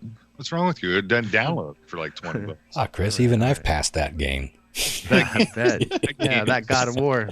What was your favorite part? When that dude fights the demon, I like that part. Yeah, and then when he finds out that it's his dad that he's going to visit in that one. Not his mom. His dad is not who he thought, so that was a real twist. You know? Come on, boy. There's just something so real world about that concept. Like it's all about Hades and gods and ancient myth. And so you're going to visit your mom. Well, you're a demigod, yeah, no shit, right? It's like you're just a human. You're a demigod. It just seemed well, like he's the trying funny to figure aspect. out he's trying to figure out what the fuck happened, like why he, you know what I mean? There's like a whole story about like what happened between his parents and why his mother is still an actual human and his father is like the king of the underworld, and why he was told different and what's going on, and you know what I mean? He's like trying to get the bottom of it. Yeah, Got it's it. great though. The art, it all feels very hand drawn, like it was like an Illustrator vector file at times. It is. I think it is all hand drawn. Has anyone made really a video the game arts. that looks like a Frank Frazetta painting come to life, like legitimately? We gotten there yet? I don't know. It's fucking close. A bunch of fucking barbarians, Fucking but close. it literally looks like that style. I would love to see that. All right, so who are we playing for this particular round of Weird Triv? All right. So, first off, congrats to Stephen Moyers, the winner of the championship. A round of applause. Sound effect here, Ron. Indeed, yeah. And he posted his pictures with his prized T-shirt with a giant can of like cheese sauce or something. Yeah, cheese dip. Something, he had one picture with the dog and one picture with cheese sauce, I think. I love that. I missed that. For scale. Anyways, yeah, so congratulations to him. He got the How Bizarre t-shirt, which he was modeling for us. So, yeah, like I said, we're going to start scooping up people's names. And this week, John Mark will be playing for Ben Morhaime. Morhaime. Ben. Ron will be playing for Skip. And Lyle will be playing for Jeff. All right. Okay, guys. And I do have a on a side note, if you really want really amazing nacho cheese, totally not sponsored, but if you go to Costco, they have these cheese that are about in the same size of a can. That is amazing. It's just like the cheese down at like when you used to go to your local movie theater and get nachos. Or 7-Eleven. That kind of cheese. I love that shit. Costco. All right. Y'all ready for this? All right,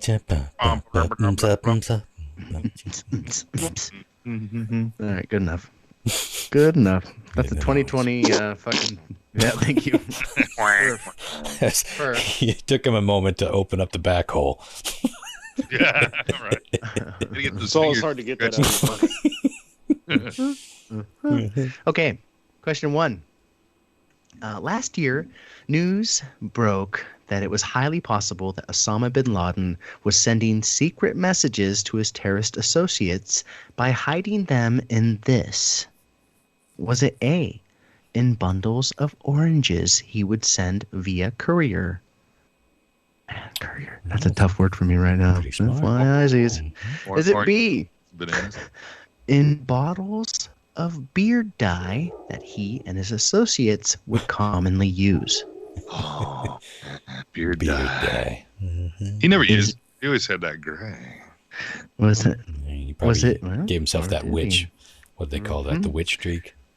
Were they sending secret messages in C and very small forearm tattoos that his children and followers would get?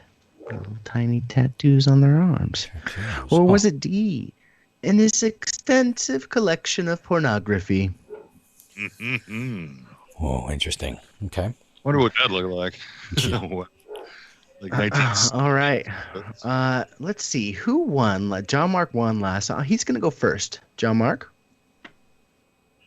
Well, I'm going to go with the pink herring and say the pornography. That's my boy. All right. Ronster? Well, the porn and the tattoo have me tripped up because I feel like those... I don't know much about... Or no-nos? The Muslim faith, but I feel like he was an extremist, so he would be pretty strict about such things, I would guess. I don't feel like Muslims get tattooed as a rule, but that could be my ignorance. But I too am intrigued. An orange, and what was the second one? Bottles of beard dye. That sounds a bit like a black herring. Boy, I'm torn between that and the porn, but I might go porn. You might go porn, Ron. We've always wondered. Porn. Okay. Lyle. I'm torn. Hey, that even rhymes, man. I'm torn between the porn. Porn torn. And I'm torn and the tattoos. So I'm going with oranges. Boom. Animal House. Yeah. No, I'm thinking if you're going to be dedicated to a certain kind of a cultish kind of environment, I would think you would be sworn to do anything. Even taking a tattoo here and there. I'm gonna go see. And you can't. Well, the thing is you can't play the whole whisper game. You remember the whisper game? You tell somebody in the room. Telephone. You know. Yeah, the telephone game. Because by the time it gets to the end, they're like, well, "What?" You know. So it's like if you had a tattoo, you couldn't. You're excluding the game. You know, because it could never change. It's the tattoo. Yeah. So I'm gonna go with oranges. I'm gonna go with the porn.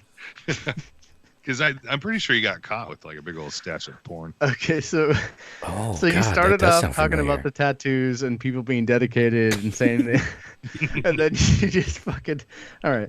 You all went with porn. Perfect. All right, question 2. Yeah, don't even inch that pen near a letter until Lyle is completely done talking, because you ain't gonna be right. Do not assume. All right, question 2. Back in September, a French tourist who was visiting Italy. I'm really struggling. Give me a second. I need a sip of water. Do it. Cottonmouth. Ron, edit this out, please. It might not. Yeah, It makes me laugh. Dice. All right, question 2. Back in September, a French tourist who was visiting Italy, still struggling. Who was no, that's right. Who was visiting Italy? Italy. God. It's unfortunate that this can't just be one of those blooper reels that you just stow away. That it's just gonna live. Okay. He was visiting Italy. A French man. Then a what? A visit in Italy. What next? Was a fine. On the edge of my seat. There's peace.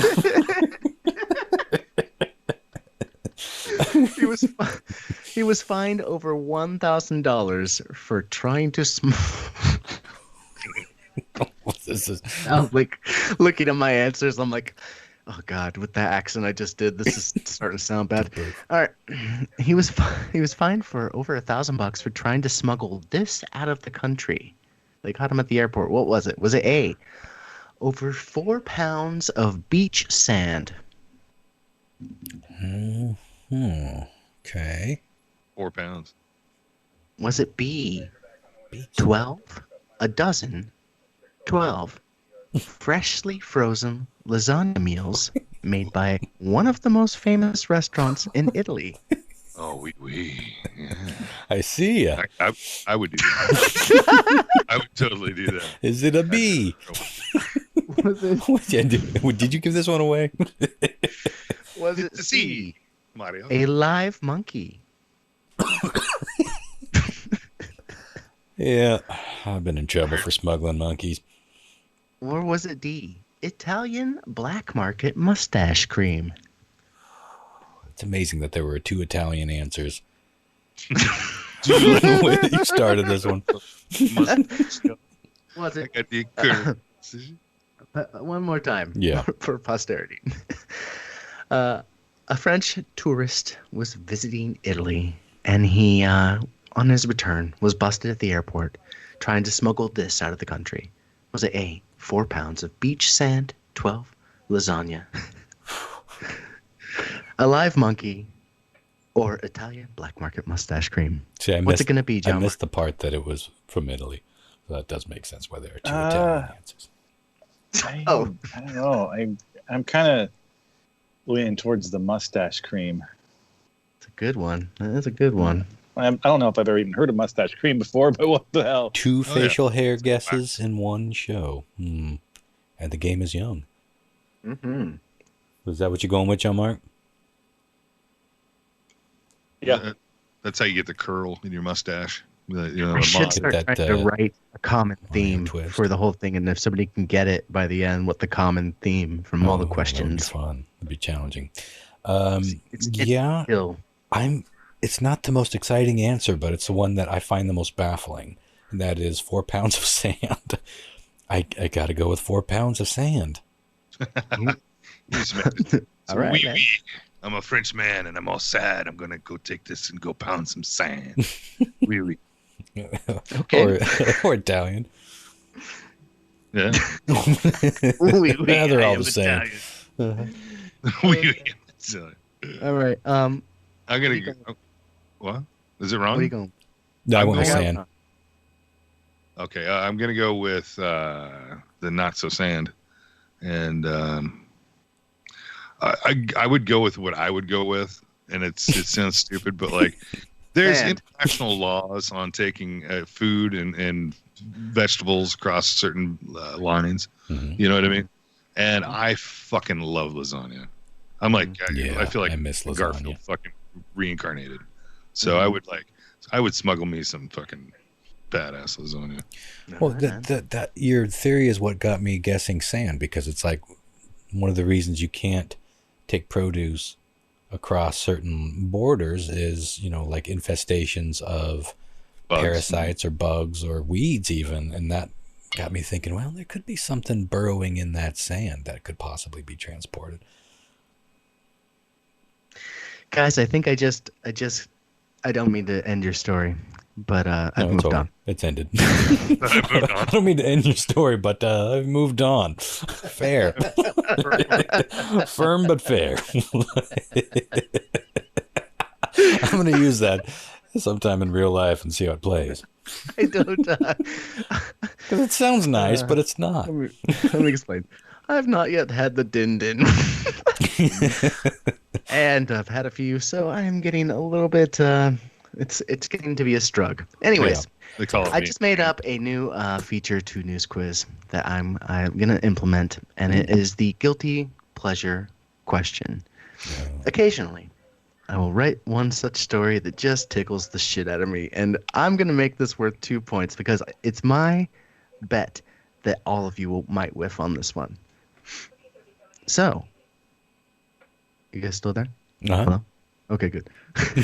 We didn't want to interrupt your game, but we're over it. I moved on. We go on the goods, please.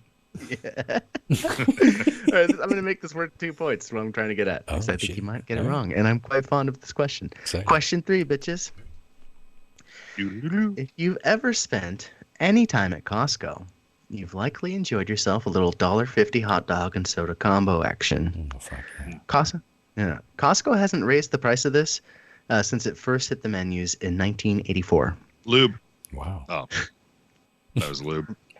But a couple of years ago, it's reported that Costco's CEO once grumbled that the superstore was losing money on the meal, and in response to that, Costco's co-founder said this to him. Was it A, if you're that concerned about the company's bottom line, we can talk about your salary and its upcoming reduction? I don't like it. I like it. Was it B, respectfully, we don't skimp on wieners around here? Was it C, all right, if you raise the price of that fucking hot dog, I will kill you? I don't know what I'm rooting for, but I'm eating it, Billy. Or was it D, he fired him? Well, I was rooting for that one until I heard the firing one. Okay. Interesting. Again, Costco hasn't changed the price of this since '84. The CEO... That's amazing. ...recently grumbled that the superstore was losing money on the iconic meal, and in response to that, Costco's co-founder, who was in the meeting with him, said this to him. It was A, if you're that concerned about the company's bottom line, we can talk about your salary. B, respectfully, we don't skimp on wieners around here. C, if you raise the price of that fucking hot dog, I will kill you. Or D, he fired him. John Mark, 2 points on the line. I really want to go with the if you're that concerned about it, we can talk about your salary deal. But I think I'm going to go, I'll fucking kill you. All right. Man, that was a good journey. I'm looking it up real quick. I want to look up what are you looking up? Well, it got me curious about inflation. I wondered what a McDonald's burger cost in 1983 It was. It says 25 cents. That doesn't sound right. In 80? 83. Well, maybe 83. Right? Yeah. 25 cents for a fucking cheese. But that shows you. I don't know if that's right or not. I just saw the first thing. I'm gonna go with. I'm sorry. What did John Mark go with? I was busy looking up. He went with if you raise the price of that fucking hot dog, I will kill you. I'm gonna say he fired him. I'm gonna go straight to the nads. He's like, you know what? Right. You don't get it. So goodbye.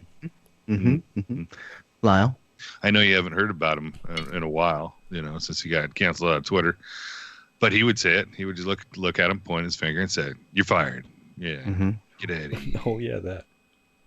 So you're going with we don't skimp on wieners around here? No, you're fired. Oh, okay. Back up your shit. You're fired. Gotcha. Just verifying. Yeah. Okay. Yeah, I wonder if there will be any more new seasons of The Apprentice.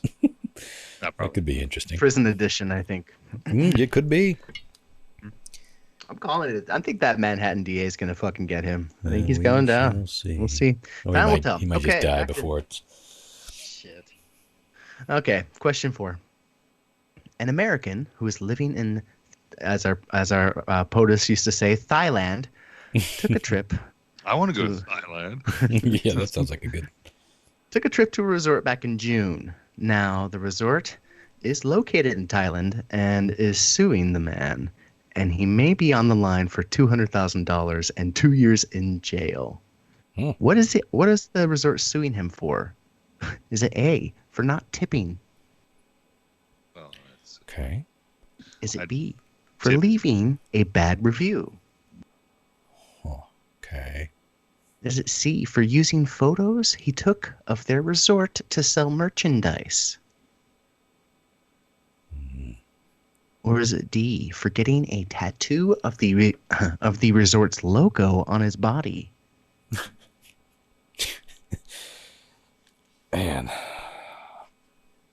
am I sucking as hard as I think I am on this? This is a hard round. Again, an American who's living over there took a trip to a resort in June, and the resort is now suing this man, and he may be on the line for $200,000 and 2 years in jail. And they're suing him for either A, not tipping, B, leaving a bad review, C, using photos of their resort to sell merchandise or that he took, or D, for getting a tattoo of the resort's logo on his body. One of these things is happening. Okay. John Mark. Well, initially I was like, using photos to sell merchandise would make sense to why they would sue him. But then I was thinking of like, during this time of global pandemic, if he left a bad review, it could potentially cost him a lot of business, depending on what he said. So I could see that too, but I'm going to go with the photographs. All right, man. I love it. I'm getting analyzed left and right here. By the way, I don't think I've talked about the little cyber attack on the Radar Dames Facebook page, have I? To this day, even though we have dozens and dozens of real positive reviews, the Radar Dames Facebook page is voted down so low that it says we have no reviews, which is actually better than it saying 1 out of 4, because they didn't know when to stop. But we were personally attacked by somebody who shall remain unnamed. Just got a hair up her ass concerning one specific person with the Dames, and got all our cronies to go over and vote it down. Really grown-up move. I think I am going to go... I can't imagine you being able to sue for the tip or the rating, but I don't know what the laws are elsewhere, so I'm going to go with the tattoo. Fuck it. Okay. I think that's a good weird one. I know you don't always go for the weird exotic ones as you've explained, but I'm lost on this one. This whole game. It was like, but none of them. Wow. I think there's probably more to the story, and I'll tell the rest of it. I think that, or like, you will. He got a tattoo. And it was the symbol of the resort, like right on the top part of his shaft, and then down it said it said stay, and then what it says thigh, and then stay, and then when he's with the ladies, he goes, hello, welcome to Thailand. I hope you enjoy your stay. But the reason why he got in trouble for it is because he was flying around at the resort. Oh yeah, well, that is an impressive analysis. Yeah. So what are you going with? I'm going with A. Tattoo, baby. Tattoo. Okay. On his shaft. Scores here from. Welcome to Thailand. I hope you enjoy your stay. Okay, let me just double check this score. One moment. Talk amongst yourselves. Boo, boo, boo, boo. No, we're just going to listen to you sing.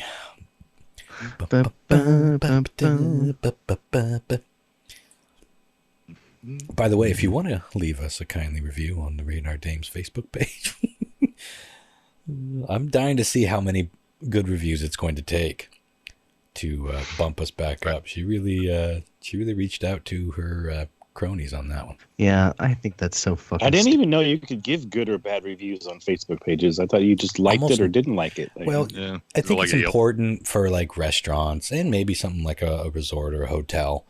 But for a burlesque troupe, I don't think anyone ever saw any of our reviews. Hilarious. Good God. All right. Let's go over the answers here, see how you guys did. Mm-hmm. Last year, news story broke that it was highly possible that Osama bin Laden was sending secret messages to his terrorist associates by hiding them in his extensive collection of pornography. Y'all got that right. Right off the bat. Lyle was right. I do remember there being a porn stash there. I'd forgotten about that. When he got caught in his studio. It was, fucking hilarious. A religious zealot. An extremist with a whole bunch of porn. I don't think that's following the Muslim code. Everybody's human though. You know what I mean? It's like all holed up by yourself out in the middle of the des. Your compound. I mean, what else do you got to look at? But the security cameras. You just picture like a wall of monitors. They're all security cameras except for one. It's just pouring up. Mm-hmm. All right, question 2. Back in September, a French tourist who was visiting Italy was fined over $1,000 for trying to smuggle over 4 pounds of beach sand out of the country. My gut was right on that one. Ronster gets it right. That means the score is John Mark 1, Ron 2, Lyle 1. Now, why was my question is, what are they going to do with the sand? I mean, like, and why was it illegal? There's some special beaches that they try to protect, and people will fly in and try to like bring a bunch of sand with them back home because it's beautiful. Sometimes some of it's pink in nature almost, and so they're trying to protect it, a natural wonder of theirs or sorts or something. I don't know. Well, it's not the reasoning I did in my head, but I'll take it. Hawaii's really on that too. Can't bring rocks or anything back from like Hawaii. So, it'd be cool though, I think, to have like a sand from Italy in like your fish tank. Like a pink sand in your fish tank. It'd be cool. Yeah, my friend Josh, who died in 2008, he was the one that was in Groom Lake. He did a lot of traveling, and his keepsakes, he always carried these little glass vials to get just a little bit of dirt or sand on every continent or every country that he'd ever visited, and he had like a little cabinet full of them. Kind of a cool keepsake. Question 3 was the guilty pleasure double point question, and that was the question about the hot dog wiener. $1.50. Price hasn't changed. At one point, Costco CEO grumbled that the meal was losing stores money, and the co-founder looked over to him and said, "If you raise the price of that fucking hot dog, I will kill you." Oh shit. So John Mark swoops in with 2 points there. That's tough blow. Possible to overcome. Blow. Sorry, Skip. Well, I remember seeing a pizza documentary there from Costco, and they haven't changed their prices on the pizza either. But I didn't see much. I think I might have actually. It was part of the same series, I think. Well, I feel like a chicken bake. I feel like $1.50 was a lot for a hot dog back in the early '80s. So I feel like it's just kind of caught up. Hot dog and a big soda. Right, but that still feels like a normal price for hot dog too. It's like for a chain. It's not just like a tiny little thing. Like true. I think it's a reasonable. It was a reasonable price like then, and I think it's a reasonable price now. Honestly. Yeah. The thing that I loved about the Costco dogs, honestly, was the relish. There's something about that relish in those minced onions that you know, the little hand crank. Oh my God, so good and so snappy. It's like biting into a big juicy dick that just jizzes love and juicy tastiness in your fucking mouth. Why is my mouth watering? Look into that, Chris. Look into it. Lastly, an American who is living in Thailand took a trip to a resort back in June in the same country. Now that resort is suing this man, and he may be on the line for $200,000 and 2 years in jail because he wrote a bad review. And here's why. He had some really specific verbiage he used. He used the word, he was describing the staff and said that they don't want to be there, but they feel like they have to, and he calls it modern day slavery.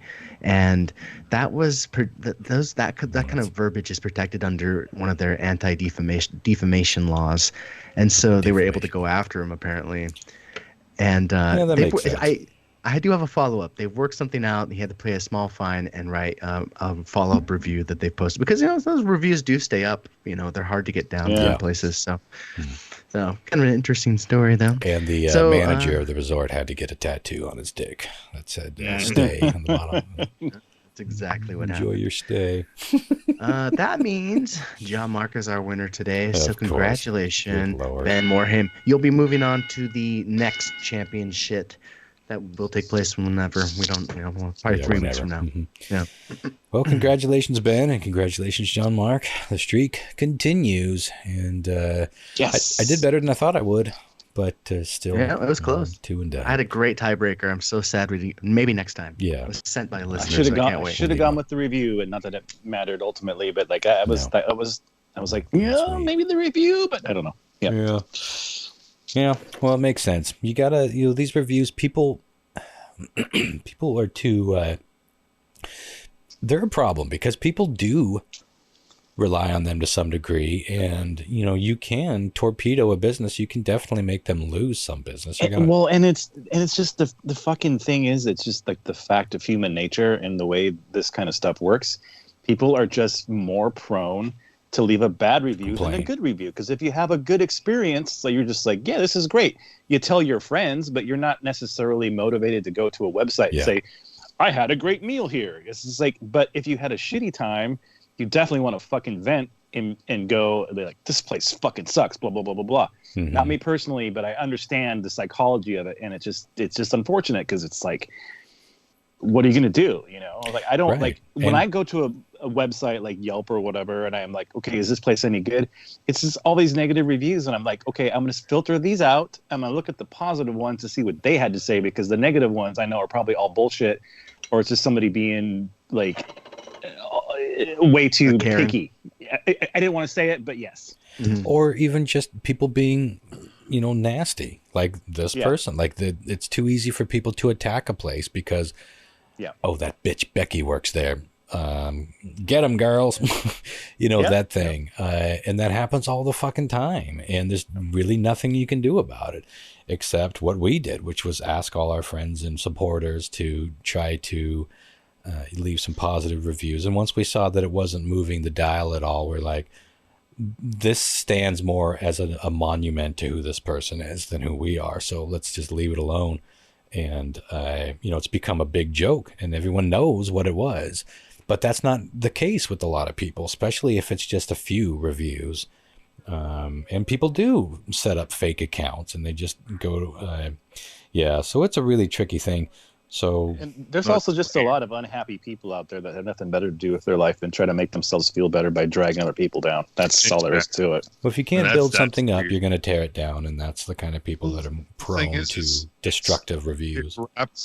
It's wrapped around social networking and being, look at me, I'm so awesome. Look at me where I'm at. Look at my selfie over here. And they're like in their backyard, it's like the biggest thing I was born and like raised with was if you don't have nothing nice to say, don't say nothing at all. You know what I mean?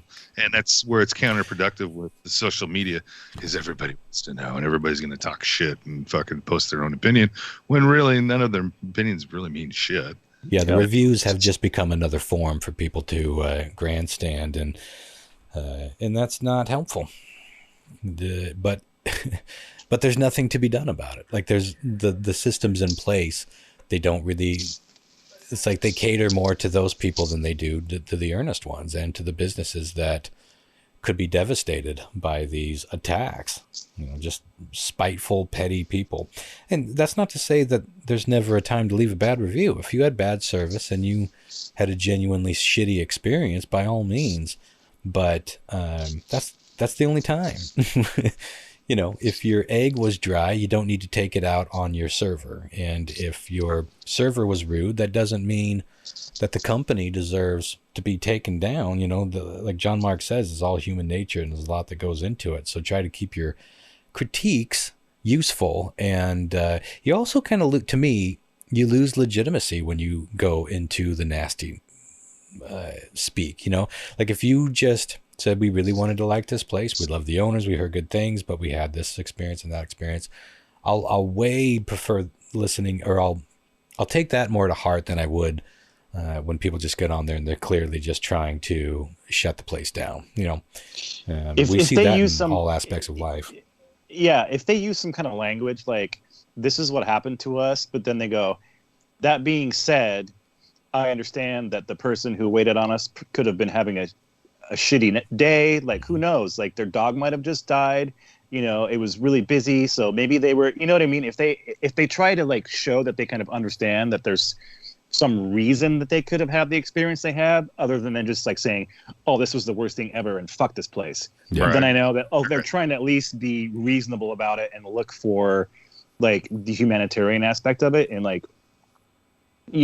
But you can tell the difference in the writing of these things. Like, people take it so fucking personally. Like this whole thing, like, this is my night out. This is my night with my friends. This is my night with my people. It's about me.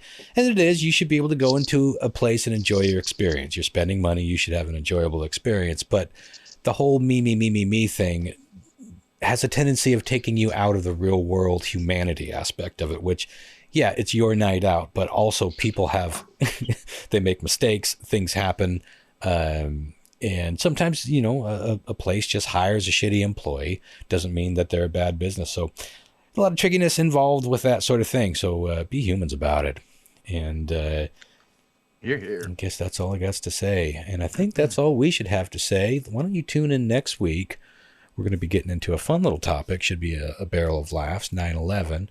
And playing another round of weird trivia, heading toward that second champion shit.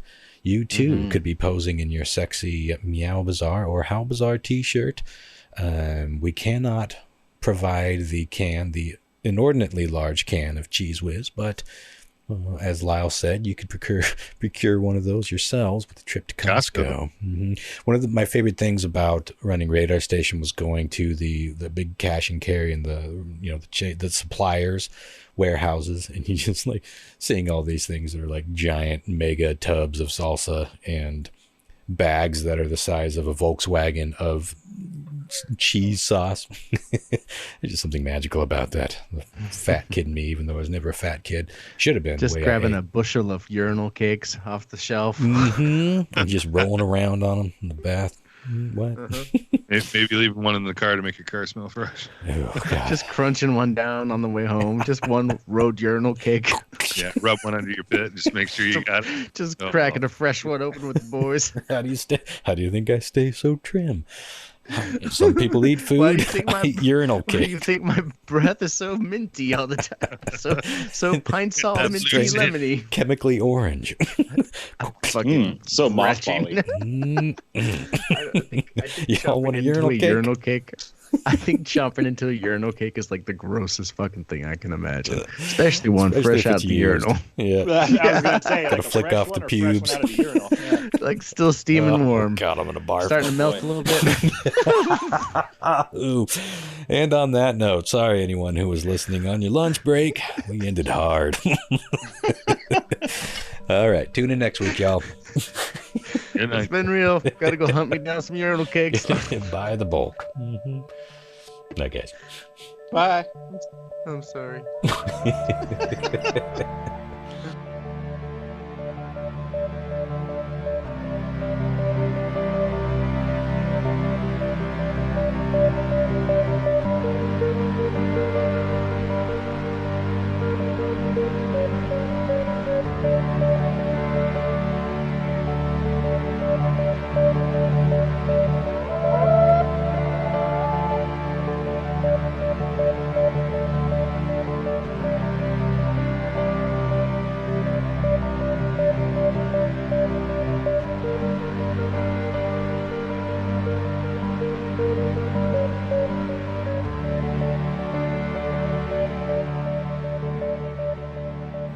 So I don't know if I've ever seen a pair of It's undies because, that don't. it's because you got them backwards.